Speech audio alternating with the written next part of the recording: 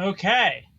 Hello, everyone. My name is Hersh. I'm a political science professor at Tufts, and I am doing a stream every once in a while when I can get my act together with people who are usually in leadership roles in some kind of political activism, political activity, where there is a serious deliberation about what a goal for an organization is, and what are some strategies for achieving those goals. This is in contrast to the many ways that most people spend their political time, which is just endless news following and amateur punditry. So hopefully we can all learn something. It's a distinct goal of this program, which is this is now the third such interview, to talk to people across the ideological spectrum who are doing different things from different political perspectives.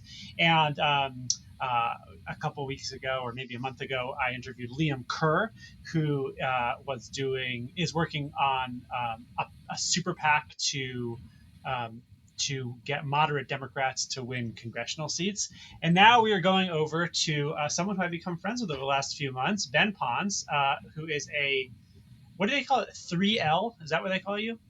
A Indeed. 3L in his third year at Harvard Law School, and is famous, or in maybe some circles infamous, for being the president of the Federalist Society chapter of Harvard Law School. Welcome, Ben. Thanks for having me. This is going to be fun. Okay, so we are sitting about a couple miles apart on a snowy day in January, and our goal here, Ben, is we're going to talk for a few minutes first, and then I'm going to challenge you into a race on a fake Mario Kart, which I understand you've been practicing for. I sure have. Liam just Not well enough to be slaughtered me good. last time. What? Said not enough to be good, but enough to be embarrassed by my embarrassing skills.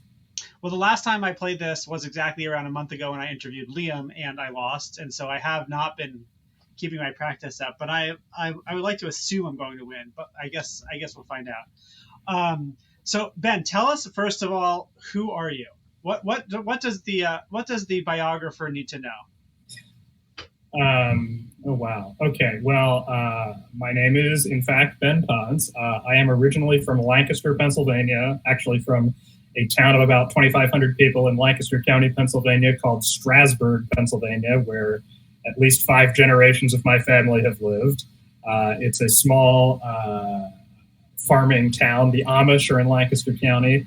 I occasionally, amazingly, get asked if I am Amish, and I am, in fact, not. As you know, the Amish are really into the Mario Kart and things. Let's see. I went to Gettysburg College, also in South Central Pennsylvania, and graduated in the midst of the pandemic in 2020. And then I spent some time covering state and local politics for the Harrisburg, Pennsylvania NPR affiliate. And then I spent a year in Manchester, England, on a Fulbright scholarship, studying regional devolution in England and local governance. And then I came back and started law school at Harvard, and have been, well, I'm a 3L, meaning this is my third year. One semester remains. And then after I graduate, I will be heading out to Michigan to do a judicial clerkship. And on campus in law school, I am, as you mentioned, the president of the reigning Federalist Society Student Chapter of the Year, Harvard. So. That's a competition, Chapter of the Year. Oh yeah, you compete for the FEDI. The FEDI? What is the FEDI? Well, I mean, it's like a large circular James Madison face planted on a I don't even know what. It's like a coin shape. I don't have it here, else I would put it on screen. But we won last year for the first time. So yes, I guess. Okay, so people who are like students or anyone listening to this, watching this, probably knows something about the Federalist Society, at least as a national organization, and some combination of it being a intellectual enterprise and a strategic political enterprise. How do you think of it? What did you know about it before you got involved in it? And how has your view changed or not changed as you've been more involved? Sure. So I guess I would say at the top that we open all of our events by reciting that the Federalist Society is a group of conservative and libertarian lawyers and law students that stands for three main principles. One, that the state exists to preserve freedom. Two, that the separation of powers is central to our Constitution. And three, that it is emphatically the province and duty of the judiciary to say what the law is and not what it should be. And I guess I would say that those three principles are really about the extent of the connective tissue that binds, I think, everyone that's in the organization. There are certainly folks who are also, I guess what you would call more politically conservative. But there are plenty of folks who I think would identify, center right, center left, who are nonetheless believe in a particular way of understanding the Constitution and interpreting statutes and the like. And we welcome those folks in as well. It's many people in many organizations use the phrase large tent or big tent, and I think that I am certainly one of those people, and the Federalist Society is certainly one of those organizations. I guess to answer your question directly, I got involved, coming into law school. Well, I guess I should back up and say that the NPR to Federalist Society pipeline is well trodden. It's really a whole thing that I am the president and the CEO and the vice president and the secretary and the treasurer of that group. But anyway, I was just looking at the FedSoc Wikipedia page, and it does have notable alums, but it doesn't mention yet that category of NPR to FedSoc. It's coming. But anyway, I was going to say that, like, coming into law school, I was, pretty sure I would at least feel it out and see what it was about. I did a lot of work in undergrad and then on my Fulbright scholarship about like institutional roles and things. And my view of the institutional role of the courts has long been one of not exactly believing that they are supposed to be the prime policymakers in most cases, and found an organization that was pretty vibrant on campus. I think that last year we did almost 50 events on the Harvard Law School campus, and so you factor that out to the number of weeks in the academic calendar, and several events a week in most cases on a variety of legal, policy, cultural, political sort of topics, and have found that part to be intellectually enriching. And then also there is certainly a sort of more social professional development sort of network that's a part of it that's also been enriching to be a part of. So I think everyone, I don't know if everyone would say this, but it seems to me it's a common view that the Federalist Society institutionally is very successful. Meaning, okay. I think when people say that, they mean that they've cultivated a community, the community shares values, and they have succeeded in getting members, former members, or people with those values appointed to judicial positions or in leadership roles in American legal affairs. Would you say that that's true? And how do you see your chapter's relationship with that? Because I would say this, like a lot of student, particularly undergraduate student groups, like a student Republican club or a student Democratic club. Someone in my last book I interviewed said that those are typically they are insular pizza eating social clubs, and they are detached from any kind of, they sit around, they have pizza, they chat about politics, maybe they bring in a guest speaker, but that's kind of it. And my sense of what you do and what the organization does in both building community and developing a worldview and a social network and all that is a bit better than the insular pizza eating social clubs of the undergraduate campuses. Is that characterization appropriate in your mind, or how do you see that? Well, we tend to serve Chick-fil-A and not pizza. So that's number one. No, I think that is right? You do serve Chick-fil-A? We generally, I mean, among other things, we don't serve exclusively Chick-fil-A, but we don't serve a lot of pizza, actually. Normally, pizza is not the world's most popular catering option on the Harvard Law School campus, shockingly. That is shocking. Are you guys such elitists? You can't have a pizza? Is it too? Is that it? It's too of the people for you? Far be it for me to complain that the Harvard Law School milieu is too elitist, but I just use the word milieu to describe it. So I guess that probably says something. I can't believe that. We eat some pizza sometimes. Okay, could you repeat? What was the question? Oh, yeah, are we different than an insular pizza eating cabal? Yeah, I would say that there is certainly. I mean, I think there are a couple of reasons for this. Part of this is that, like, law school is a professional school where everyone is entering the same profession, for the most part, pretty soon after they graduate. So to the extent that, students are a lot of law students, and not just on the right and not just in the Federalist Society, are pursuing judicial clerkships as a first job, or otherwise want to go into law firms, or advocacy organizations, or whatever. And so I think that in terms of comparing to the undergraduate campus, where your college Republicans chapter, I mean, I was not involved in college Republicans, but your college Republicans chapter might have, people from a dozen different majors or whatever. I mean, who might be going into a bunch of different things. There's a little bit of a narrower set of practice settings or whatever that people might be heading into. So I think just as a practical matter, it's a little bit easier to be a little bit more to lean a little bit into some of that.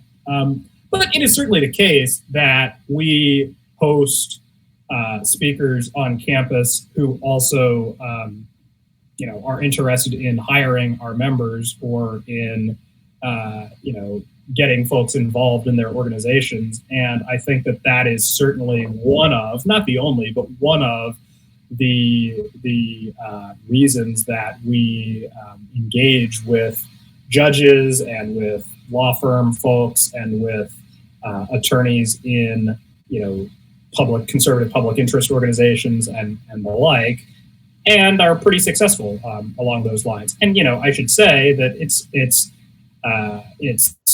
also, there are also libertarian organizations that are part of that too. We have several of our members do work with the Institute for Justice, that big libertarian organization down in DC, and do their summer fellowship. So and I guess I just said summer fellowships. There's a real we do a lot of work helping connect folks to 1L summer jobs, for example, and 2L summer jobs as well. So, yeah, I would say that to the other part of your question about whether we're successful,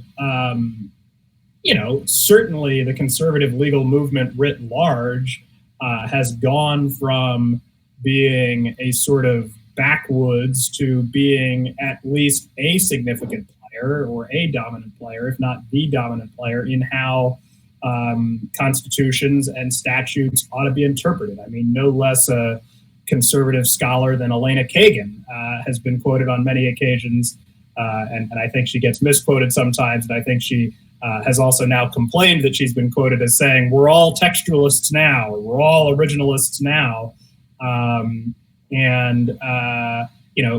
Justice Jackson, at her confirmation hearing last fall, purported to ascribe, I shouldn't say purported, professed is the word I was looking for, to ascribe to at least a variety of originalism in which the historical understanding informs how we interpret the Constitution. And so, would that have been the case in the mid 1970s or in 1982 when the Federalist Society was founded? Obviously not, and that's part of why it was founded. And so on those terms, I think certainly there's been quite a bit of success.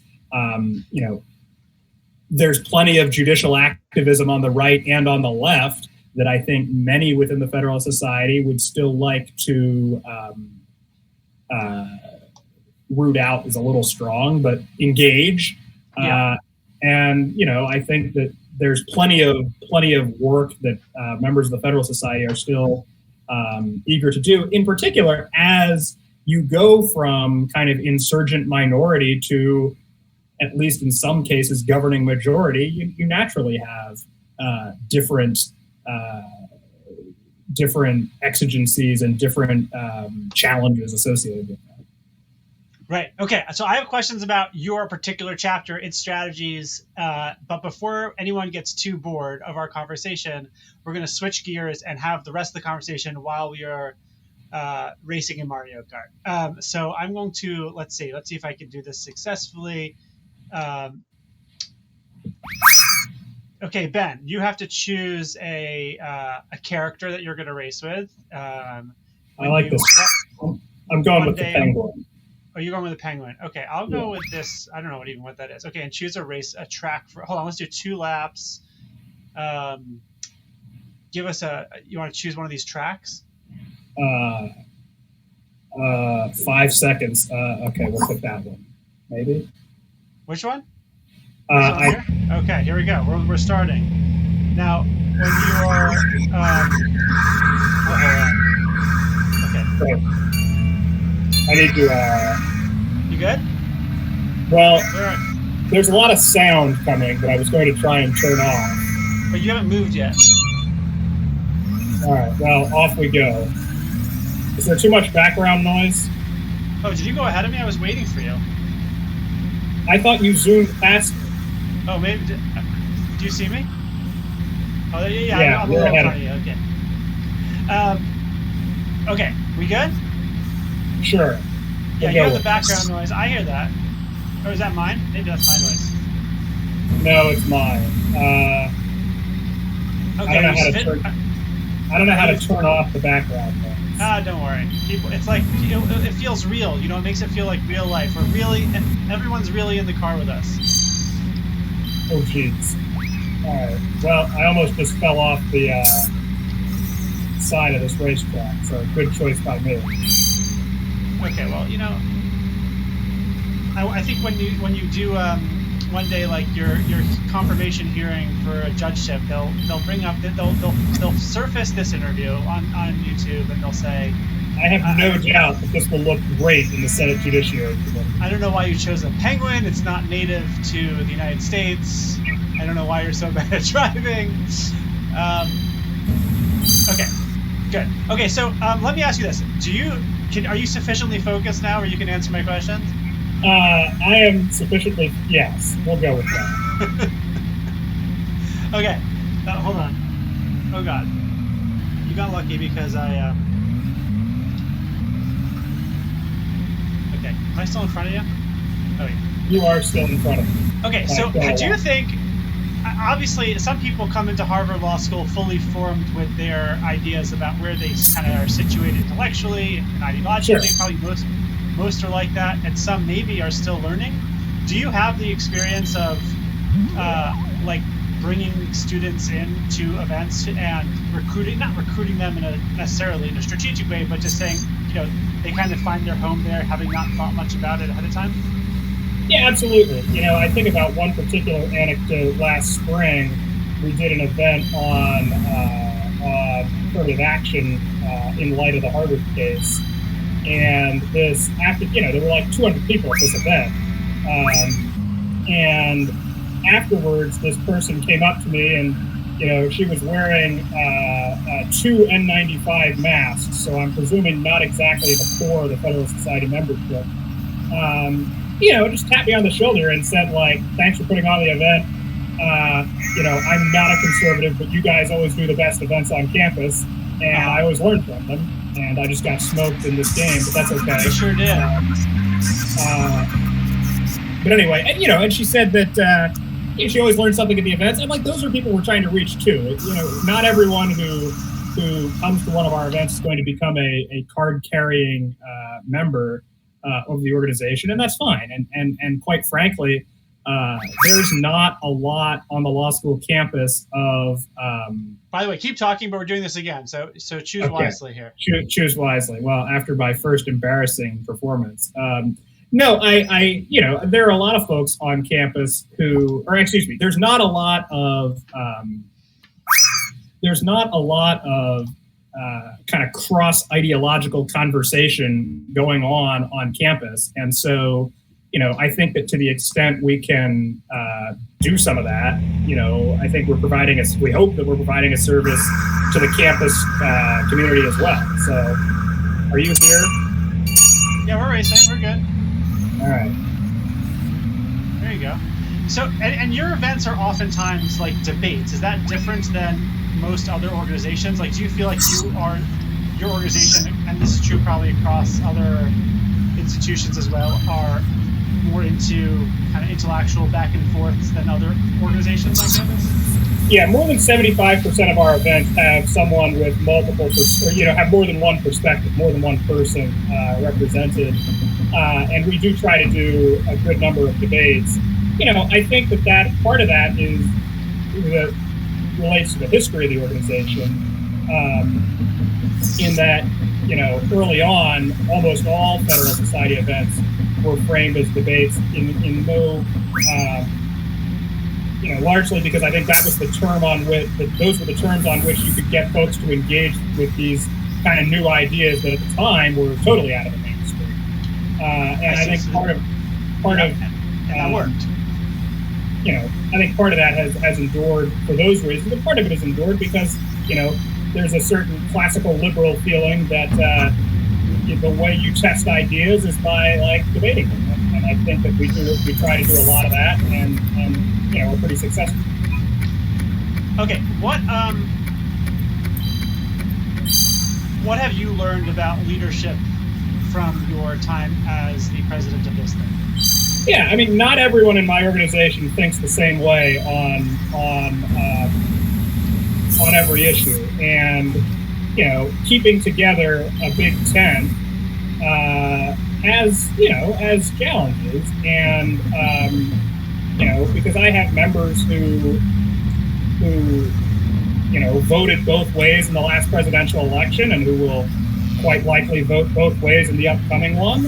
I have folks who are pretty committed libertarians, and I have folks who are folks who are pretty not libertarian, suffice to say. And I think that ultimately what we're trying to do is help both groups see the value in each other to some degree, and some shared goals. And I think that's the extent that we can hold the group together. That's the source of what's Nancy Pelosi always say? Something like our diversity is our strength and our unity is our power. I think we co-sign that to some degree. I just want to thank you for losing to me so badly 2 times. It's really great. It's exactly what I needed. It's a good thing you set the difficulty level to novice, because anything more and I think I'd have fallen off the deep end, literally. Okay, we have a few more minutes. I want to just keep talking for a few minutes. So do you think that you've honed your, do you feel like you're under pressure? So I think a lot of people who are in organizations, including at universities, but also beyond, are entering the fray. You're in the fray. People will look at you, and those on the other side will look for opportunities to maybe showcase what they don't like about you, or how do you feel a sense of pressure or added obligation to, I don't know, to carry yourself in a different way? How do you deal with scrutiny as a student? Yeah, well, I mean, it's interesting because in college, I sat on the other side of this. I was the editor of the campus newspaper. I did not get involved in kind of the back and forth of these, and kind of deliberately assumed for myself an institutional role where I didn't have to. And certainly I've kind of assumed the opposite institutional role here, which is that in the eyes, at least, of some people who pay attention, and some people aren't paying attention to this stuff, but there's a sense in which you could say that I'm the, chief conservative of Harvard Law School, at least among the student body to some degree. And yeah, I do think about that in how I interact with others, and that what I'm doing reflects on the members of my organization, whether they want it to or not. And so, yeah, I think there's some responsibility there. Certainly as I engage, particularly with the faculty and the law school administration, sure, it is certainly true that what I'm doing is reflecting on the organization and on my membership, and hopefully that generally is a positive effect. But it is what it is, and I think that there are. What was the second part of your question? Do I think about in? I don't know. That answers it. Okay. How do you decide? Last question. How do you decide whether to kind of go? Let me say it this way. I think my sense is that there is some pressure for you to be as organizationally out there, like deliberately controversial, attention-seeking, focusing on the issues that get the most play.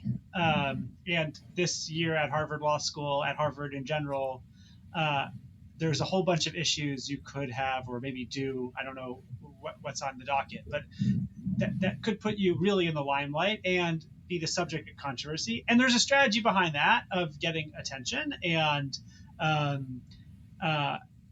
maybe articulating if you want a topic a lot of people want to talk about, whether that's like DEI issues, whether it's issues of controversy at the university or in the country. And then there's another strategy, like particularly for the Federalist Society, of talking about the most boring regulatory judicial decisions that really no one cares about other than like a few people at Harvard Law School. And there's probably some balance in between those two things. Do you feel like you have a strategic worldview or orientation around that, and why do you come to it? Well, first, let me say that I resent the idea that whether the Administrative Procedure Act authorizes universal vacatur or the history of equitable jurisdiction under Article 3 are backwoods ideas that no one should care about, because I think they're real barn burner events that we've done on those issues. Have you done one on the fishing industry in New Jersey? Well, no, but not directly, but certainly that case is being argued, actually, I think, as we speak. And I'm sure we'll do something on that in the future. Look, I think to your question, it is certainly, if you were to ask that question to 100 of my members, you would get like 110 different responses as to how we should thread the needles you're describing. My approach has always been that we should not duck the issues of the day because we're afraid of the blowback from them, but neither should we lean into controversy for its own sake, because I don't think that really advances our cause either, or advances the ball on the issues we care about either, to stir the pot merely because there's a pot that can be stirred. And so, it certainly is a balance that we're trying to strike. But in the last year, in addition to the barn burner events on the history of equitable jurisdiction that I mentioned, I mentioned we did an event on affirmative action. We did an event on the Dobbs, the abortion case last fall. We have some events coming up on one that's going to touch on some of the DEI issues that are kind of live at this point. Ultimately, I think we try to do some of all of that. But I think from my perspective, as I try, in my previous role, I led our speakers program. So I was kind of on the ground on this. Now I kind of play more of a, take more of a 30,000 foot view on some of this stuff, maybe more of a 20,000 foot view. I probably keep my feet a little closer to the speakers program than some folks would like. But I think that we're trying to be thoughtful and to engage important conversations that have real world impact. Whether the Administrative Procedure Act authorizes vacatur really does matter to a lot of people, and whether they know it or not. And so, and it's also a chance to apply the tools of textualism that we're interested in. It's one of those questions that does matter. And, so I think we try to engage those issues right alongside the ones that are more in the headlines on, which tend to be more along the cultural side of things. And we'll see. I would be remiss not to mention that later this spring, the Harvard chapter is hosting the Federalist Society's National Student Symposium, which is a large event that'll bring several hundred law students to Harvard for a couple days in March. Cambridge, known as the hottest spring break destination as it is. And the topic of that event is going to be why separate powers, which, as I mentioned at the top, principle 2 of the Federalist Society is that, the separation of powers is central to our Constitution. And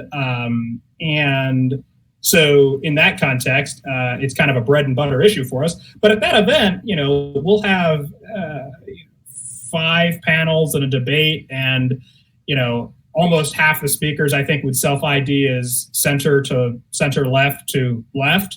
And that's kind of a classic bread and butter subject, and a sort of bread and butter approach for the history of the within the context of the history of the Federalist Society, to engage a live issue that is many subparts of which are up for grabs. You think about all the issues with the administrative state right now. There's a panel on that.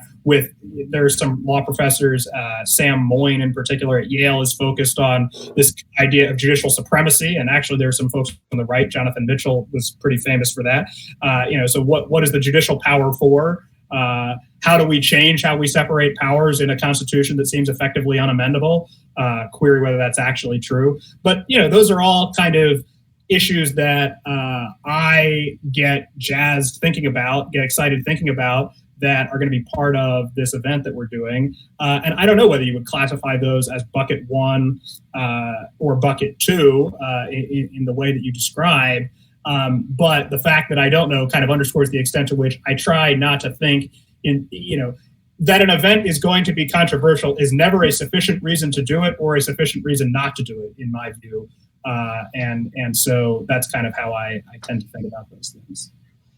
Got it. That makes a lot of sense. And I also think that, the enthusiasm you bring to the topics of the administrative state, I'm sure, makes them into exciting events, even though many of us would not see them initially as exciting. So that's yeah. I mean, we got into there was a big fracas last spring over Section 559 of the Administrative Procedure Act, this like residual catch-all clause that no one's entirely sure what it means. And there was a question from the floor by a non-Federalist Society member about what that meant. We're really bringing the hot issues to the people. Amazing. Thank you for spending a half hour doing this. I hope. I'm sorry that you lost the race, but okay. You enabled me to recover my win percentage here. So thank you, and good luck with everything the rest of the semester. Thanks. All right.